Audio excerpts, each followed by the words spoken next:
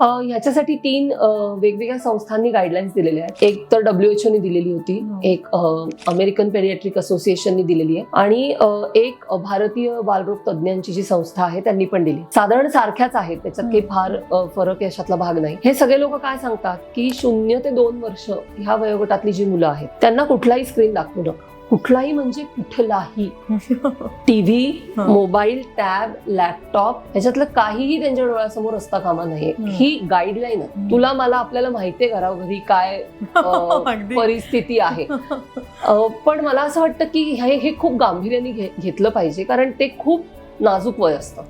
ते समजून घेण्याचं वय असतं, कारण त्या वयामध्ये मुलं त्यांचा भवताल जो आहे तो एक्सप्लोर करत असतात, भवतालामधनं शिकत असतात, त्यांच्या जाणीवा तयार होत असतात, स्पर्शातून टेक्स्चर समजत असतात, चवी समजत असतात, आवाजाचं आकलन होत असतं. म्हणजे बेसिकली कॉग्नेटिव्ह डेव्हलपमेंट जी आहे ना ती इतकी जोरदार सुरू असते आणि त्या सगळ्या जोरामध्ये तुम्ही त्या मुलाला स्क्रीन समोर बसवता आणि you make it a point की ते इकडे तिकडे फिरणार नाही. सो 0 ते 2 मध्ये स्क्रीन अजिबात नको.